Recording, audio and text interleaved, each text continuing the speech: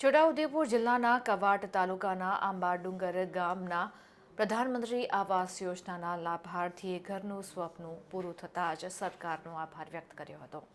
ભારત સરકાર દ્વારા ઘર વિહોણા લોકોના સપનાનું ઘર સાકાર કરવાની યોજના એટલે પ્રધાનમંત્રી આવાસ યોજના।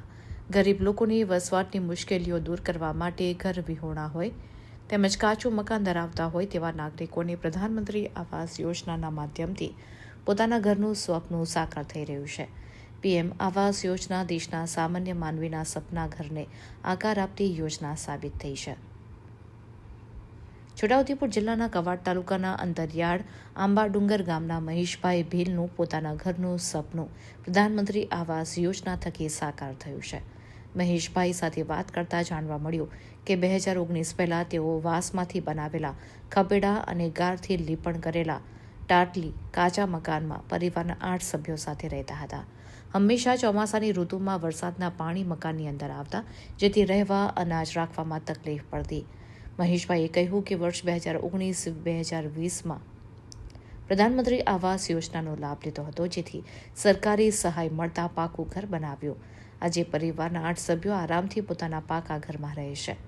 જૂના મકાનમાં હાલ પશુઓ રાખીએ છીએ, જેથી પશુઓ પણ સચવાય છે। અંતરિયાળ આંબાડુંગર ગામના મહેશભાઈ કહે છે, અમારા ડુંગરાળ વિસ્તારમાં સરકારી પ્રધાનમંત્રી આવાસ યોજના થકી અનેક ભીલ આદિવાસી લોકોને યોજનાનો લાભ લઈ પાકા મકાન બનાવ્યા છે। પ્રધાનમંત્રી આવાસ યોજનાનો વધુ લોકો લાભ લે તેવા પ્રયત્ન કરીશ।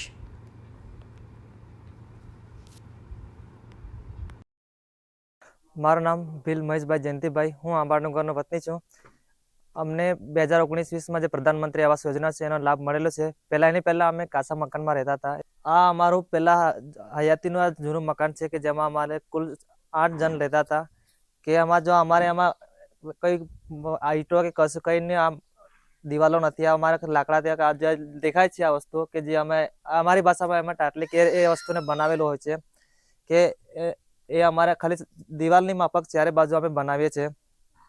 આમાં ઉપરને જે અમારું મકાન છે પૂરેપૂરું લાકડાનું હોય છે। ઉપર જે છત છે અમારે એમાં શું નળિયાની ટાઈપ એ બધું અમારે બનાવેલો હોય છે કે એમાં અમુક વરસાદમાં વધારે વરસાદ પડે તો અમારે તકલીફ થાય કે અમુકમાં જો કંઈક પાણી પડવાની શરૂઆત થાય એવી રીતે અમારે તકલીફ પડે। પણ એની પછી અમને જે ગવર્મેન્ટ જે સ્કીમ છે કે જે પ્રધાનમંત્રી આવાસ યોજના છે એમનો લાભ મળેલો છે, એનાથી અમારે પાકું મકાન બન્યું છે।